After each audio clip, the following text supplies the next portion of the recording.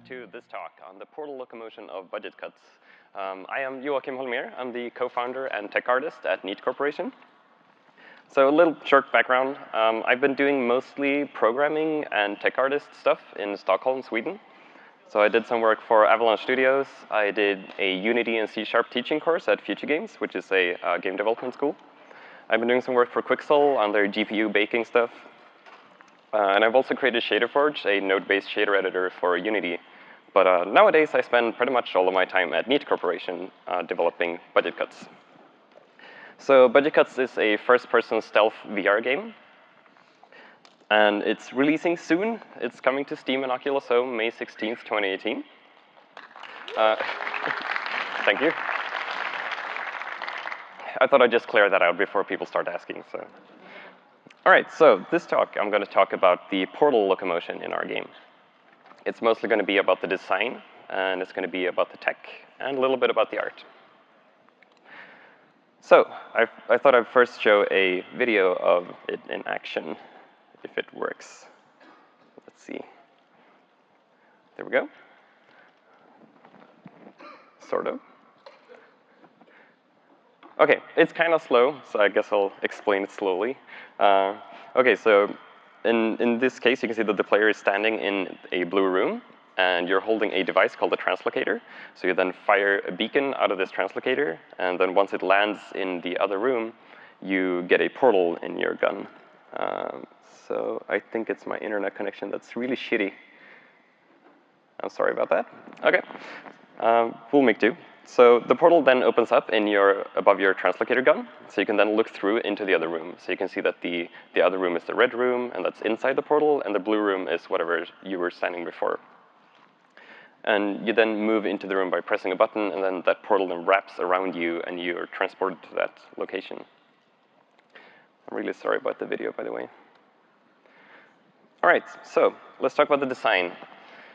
So as with most VR games, you kind of have to start with motion sickness, because motion sickness is such a big issue in VR. Like if you try to port some game from port a non-VR game into VR, you're going to get motion sick in pretty much all cases. So with all of these limitations with how you can move the camera, you have to work around that as early as possible. So we just said no, we don't want to have any motion sickness. I'm not going to go into details on why we decided that. It seems like that's kind of redundant. Like that talk should have happened 2 years ago. So, all right, so I'm not going to talk about motion sickness, and I'm just going to talk about how we started developing this locomotion system. So we started with a point-and-click teleportation, and that's your laser pointer type of locomotion, where you have your tool handle, and then you point somewhere, and then you press a button, and you instantly teleport there. So this system had a bunch of problems that we wanted to solve. So I'm just going to run through all of the issues that we had with this system. There's no speed limits at which you can traverse the world. So you can just keep tapping the button, and you'll just instantly teleport wherever you're pointing. And this is a problem, both in terms of gameplay, because it's a stealth game, and the time it takes to move to a certain location is really important. So another problem with this is that if you move in small enough increments, it can start to resemble continuous motion, and that's also a problem because then that's going to cause motion sickness as well. There's no distance limits. So if you just point it at a mountain somewhere far away, you can just teleport there because it's the laser pointer, right? So you just go there immediately, and then you can go back, and this is also a problem in terms of gameplay. So both of these things, we wanted to solve them in a natural way. So in terms of the speed limits, we could add a cooldown for every teleportation, but that's really shitty for the players. Oh, I just have to wait for 1 second or whatever for every teleportation, and it just feels unnatural and tacked on. It's kind of unfair. The same goes with the distance limit. We could tack on some maximum radius for how far you can teleport, but that's kind of unfair to the player. Because it's why is this limit here? Another problem is that it's unpredictable. It's hard to tell where your head and body is going to end up once you actually teleport. So let's say you want to teleport to a doorway, and you want to make sure that you don't peek through, in front of the doorway, just in case there are enemies there. So where's your head going to end up if you just point the laser pointer there? And are you moving your tracking space origin, or are you moving your player head? And it's kind of difficult to predict where you're going to end up. So that was really crucial in our game, which is a stealth game. So we needed to solve that as well. And the transition when teleporting is kind of harsh. So if you make a graph of location A, location B over time, it's just this really harsh transition in the center, which is just snaps over there, and it feels shitty. It just blinks in your face, and it's kind of, it's just not very nice at all. So these were the goals. We wanted to solve all of these problems. So we didn't want to have any motion sickness. We wanted to have a natural speed limit. We wanted to have a natural distance limit. We want to have accurate positioning of the head. We also wanted to have a smooth transition once you go from location A to location B. So the translocator device from the Unreal Tournament series was probably our biggest source of inspiration for this, given that it's using the same name, translocator. So the translocator in Unreal Tournament is a device you hold in your hand. You then press the button to fire a small beacon that flies out. And once it lands, you can then press the alternate fire to teleport to wherever the beacon was. So the other source of inspiration was the portals from the game Portal. So the portals in Portal are quite intuitive. It just opens up this portal, and it's a window into a new location, and it's really clear where you're going to end up once you look through them. So combining these two was basically what led to our locomotion system. So what did the translocator solve? So since the translocator fires a projectile, it's going to land after a while, because it's a physical object that's affected by gravity. It's going to land somewhere. It has a set amount of speed. So there's no way you can teleport faster than the launch speed of the translocator beacon. So this pretty much solved the speed limit problem. It solves the distance limit problem. And it's also doing that in a natural way, because you know how throwing arcs work. You know how physical objects fly through space. So you're OK as a player waiting for that to finish. So we've pretty much solved the first three problems by having this translocator type of locomotion. So as for the accurate positioning and smooth transition, this is where we start to take inspiration from Portal.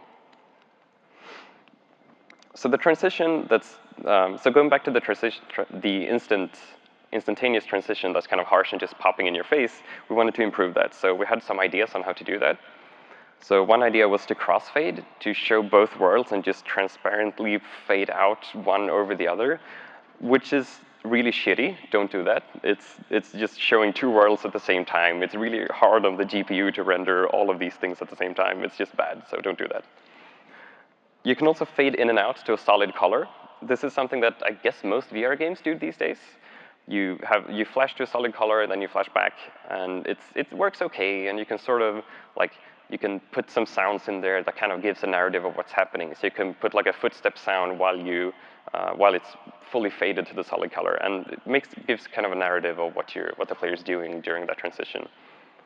But we felt that this wasn't good enough for our game. We felt that it's kind of mean to the player to just fade out the entire screen.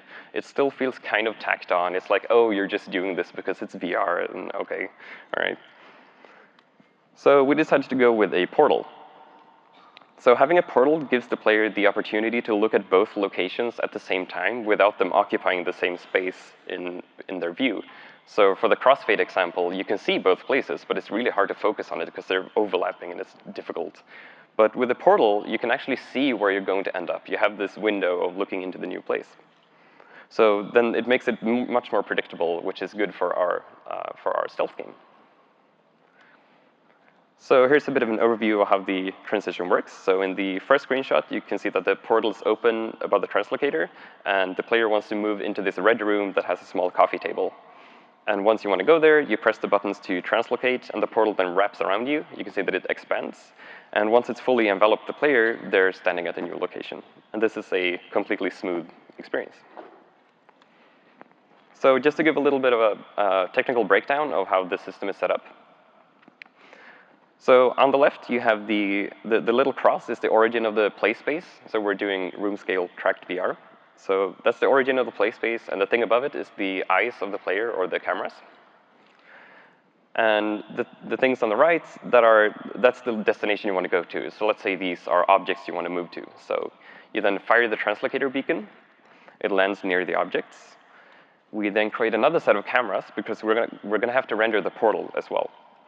So this one matches your head at all times. So when you move your head to the sides, the portal cameras are going to move in the same way. So we then open the portal in front of the player, and this corresponds to this location at the portal or in the destination. So then you can look through the portal, and once you do that, you can see the new objects that you're about to go to.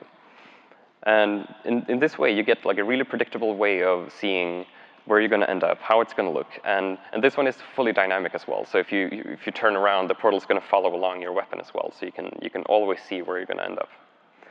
So then once you press the buttons to teleport, we expand the portal around a sphere that's around the head of the player. The sphere is like, I think we used like a 1 meter radius, and then the portal just expands around that sphere. And then like it fully envelops the player, and then they're standing at the new location. So once you press, it expands, and then you're at the new location. So this system was super smooth. We haven't had any locomotion, we haven't had any motion sickness from this at all. It's been working really well. So this was a nice way of contextualizing the movement system in the game as well, because our translocator device has a story behind it. All right, so that pretty much solved all of the goals in terms of locomotion. But we also had some design issues still. So let's say the player is looking north. So this is a top-down view.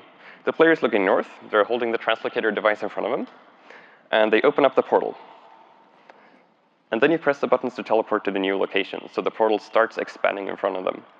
Now, we naively thought that, OK, so as soon as the portal has expanded and filled your entire field of view, we can then move the player object to the new location and just close the portal, and everything's done. The problem, though, is that the player can still turn around. So if the player starts turning, then the portal edge is going to be in front of them. So we kind of have to keep expanding the portal across the entire sphere around the player head. So we had to do this full envelope of the player, which had some issues. So let's say you're looking forward, you have the portal in front of you, you press the buttons to teleport, it then starts to expand, and once it reaches this point, you don't see anything happening. Your entire field of view is the destination that you're going to, but the portal hasn't wrapped yet. So you still have this time here where like you don't see anything happening, but you're still waiting for the portal to finish. So it was kind of annoying to have to wait for that. So conversely, if you're looking south and you're holding the translocator to the north and you start translocating, then the first half of the translocation is going to be useless because nothing's happening. You just heard the audio for teleporting, but nothing happens until like the last 75% of the wrapping. So this was something we wanted to solve because we wanted to have a consistent teleportation time, and we didn't want to have any sort of weird wrapping where the portal comes like in from your periphery and it squeezes into a small hole, and it just looked odd. All right, so the solution to this is a word that I've always wanted to use in a professional setting. It's slurp. So that's short for spherical linear interpolation. So on the left you have lerp, which is linear, and on the right you have slurp, which is spherical. So it's basically interpolation between two sets of data points. In this case, it's two vectors. So if you want to interpolate between the vertical vector and the horizontal one by 25% and 50%, you can see that the right one is spherical. So that's what we're doing with the direction towards the translocator and the player view direction. So as you can see here, that's the translocator direction, and we have the view direction there. So what we do is essentially, so if we have this case where the player is looking southeast, and they have the portal to the north, and they start to translocate, they press the buttons, then we pivot the portal around the player head to rotate in front of them. So while it's expanding, it's simultaneously slurping towards the field of view of the player. So then it just fully envelops their field of view. It's really predictable, and it works really well.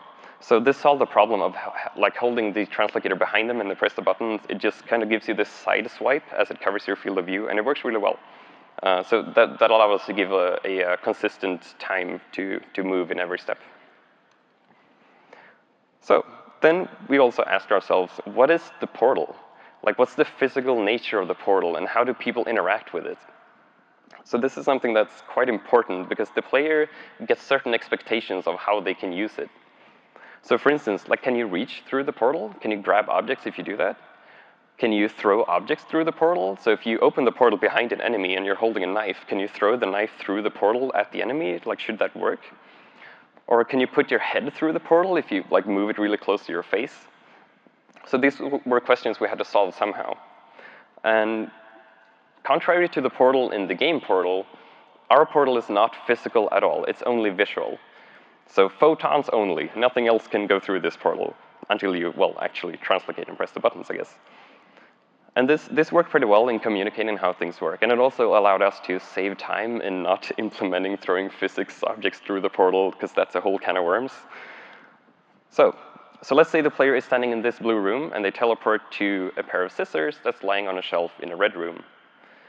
So if you want to grab that object, you use your grabber, which is the tool you're using to pick stuff up. And if you move that into the portal, you can see that it kind of gets this hologram effect. So that's one way that we communicate to the player that this is a preview of where you're going to end up. You're not actually standing there. Your controllers are not actually at the new location. So this was a good way of communicating to the player that, no, you can't pick this up. And it actually worked well. We used to have issues with this before when the controllers looked like the physical controllers on the other side of the portal as well. But in this case, it worked well. So once you press the buttons to translocate and the portal starts expanding around you, we immediately pop the controllers to the physical versions of them. So it's no longer holograms, and you can immediately start to interact with it. And this was something we actually added later. So the first iteration of the portal, we didn't move the physical player objects until the portal was done wrapping around you. And we had a lot of issues with players. Like, let's say you're holding a knife, and you want to throw that at a robot that's standing somewhere. You open up the portal, and then you want to press the buttons to translocate, and then immediately throw the knife. But the problem with this is that if the translocation of your physical body doesn't happen until the portal is done, if you throw the knife while it's wrapping around you, it's going to be thrown from the old location rather than the new location. So we had a lot of people like losing their knives. It seemed like they were just disappearing. So what we do is we immediately move the player on the first frame you press to translocate, and then the rest is just a visual effect. So in this case, you press the buttons to translocate, and you could just pick up the scissors, and you're done. So what about the enemies in our game? Can they see the portal? Can they see the translocator? Like, how do they interact with it? So this is our translocator beacon. So should they be able to see that one or not? And in the demo we released 2 years ago, we made sure that they couldn't see the beacon at all, because we felt that the game became too hard. But we later realized that once you get used to the robots not seeing the translocator beacon, the game felt like it became a bit too easy. You can just move around anywhere, and you could just do whatever you wanted, and there was no consequence. And the threat of the robots kind of disappeared. So we did some experimenting with this. We tried to kind of make the beacon into a character, into yourself in a way, like an extension of you. So if you wanted to move somewhere, let's say you want to move past this guard, then if you don't want to be spotted, maybe you have to move around the guard, like you have to fire it over the doorway. So this was something that we experimented with, but it ended up not being fun, because in stealth games, when you move around continuously, you can still look around you. You can still see who can see you. But if we try to like emulate a character in something that you can't see from, it became it just didn't work well. You would fire the translocator down a hallway, and like 5 robots saw the beacon, and you had no idea from where they saw them, and it just became chaotic and shitty. So yeah, we ended up scrapping that idea. So they can't see the translocator beacon anymore. So what about the portal? Can they see the portal? How should they react if they see it? And again, this is something that was invisible in the demo, but we felt that again, it kind of removed the threat of the enemies, because you could just look inside a room, you can look around, and the enemies would not react to the portal at all. So what we tried for a while was to make the enemies shoot the portal if they see it. So you fire the beacon into a room, the portal opens up, and if there's a guard there, they're going to see the portal and fire at it, which closes the portal, and then they would start looking for you. The problem with this was basically the same as with the translocator beacon. It just became chaotic. It wasn't really the fun type of chaotic either. It was just the unpredictable type of chaotic. So we ended up halfway scrapping that idea of making them see the portal. So what we did instead was that they can't see the portal itself, but they can see you through the portal. So if you're looking through the portal in a room, and you're looking at a robot, they can see you through the portal, and then they would react, and then they fire at the portal to close the portal. So this kind of kept the threat of the guards there, because they react to the portal, but only when you see the guards. So that kind of removed the unpredictability factor and made it much more interesting and fun. So in this case, you get all the audio cues of a guard spotting you, and then you get this like innate reaction that you just want to close the portal and hide, which is really good. So that worked well for us. All right, so a little bit about the tech. So we kind of had two iterations of the portal system. So the old one was the one we had in the demo 2 years ago, and then we have a new iteration that's much faster. So this is the old version, just to go through the two iterations we had. So in the old version, we rendered the portal cameras. So when we rendered the cameras of the portal, that's 2 cameras, 1 per eye. So we render that to render target, and then we have a portal mesh in front of you. That's, again, the 1 meter distance sphere where we cut out using a shader. And then we render that render target on, with a shader on that portal. And then we render the eye cameras, which is everything your eyes can see, and then the portal mesh in front of it. And then we added all of the effects. The problem with this, though, is that this is really heavy for the graphics card. So if you're like, OK, I'm going to render the left eye of the portal, and I'm going to render the right eye of the portal, and I'm going to render the left eye of the player and the right eye of the player, and like it becomes quite a lot after a while. So it's not very performant. And then you're like, OK, let's add some sort of post effects here. I want to have tone mapping, and I want to have color correction, and it's just super heavy. So we had to optimize this somehow. So it's really heavy, like both in processing power as well as in memory, because we had to have like a full screen render target as well. So our solution to this was to not use the render target at all. So in the final version that we're using right now, we first rendered the portal, which is the black disk you can see there. And that one writes to the Z buffer so that everything behind it gets rejected. So it only renders everything around the portal. So it renders all the opaque geometry for the eye cameras. So then we render the transparent geometry to add all the portal effects and whatnot. Then we fill the Z buffer full screen, and then we punch a hole in the Z buffer at the portal. So what we then can do is we just render the portal cameras after this, and everything around the portal will be Z rejected early, so it will only render inside the portal. So then we render the opaque geometry of the portal cameras, and then the transparent geometry, and that gives us the full effect of the portal. And this was much, much more performant than what we had before, and we didn't have to do any render target hacks now. So this is kind of an overview of that system. All right, so let's talk a little bit about the art as well. So this is a screenshot from the old version. Since we were using a render target, we could do all sorts of effects that we can't really do anymore. So we could do refraction inside the portal. So if you look around the edges of the portal, it kind of distorts what's behind it. And that was kind of, it gave it this, like a black hole effect. Everything was just sort of warped around the edges, which was pretty cool, but it was kind of hard to communicate to the player how all of that worked.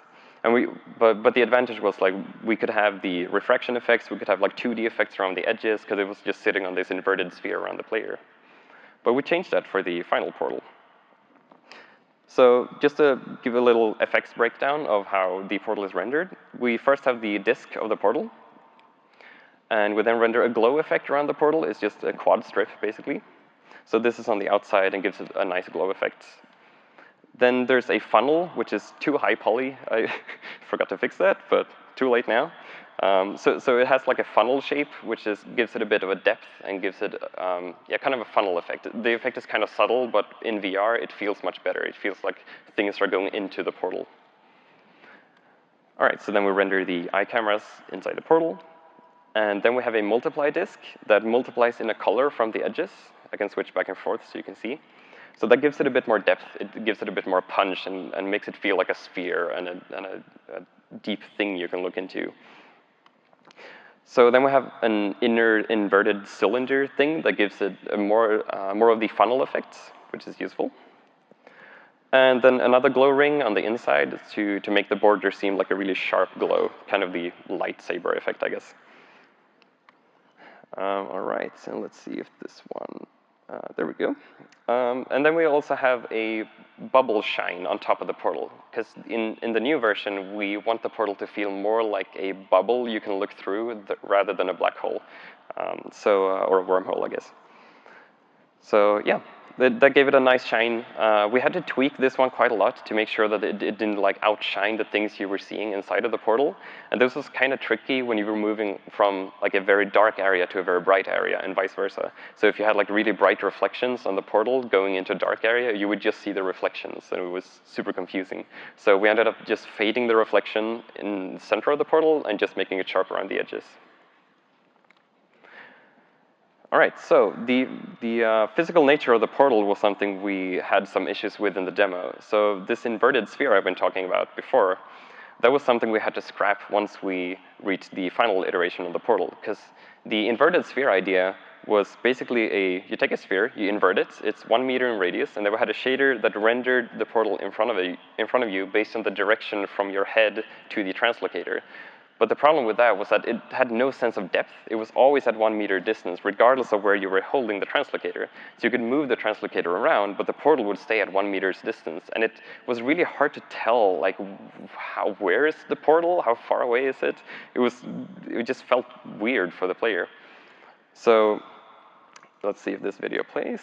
If not, I'll just skip it. It's not too important.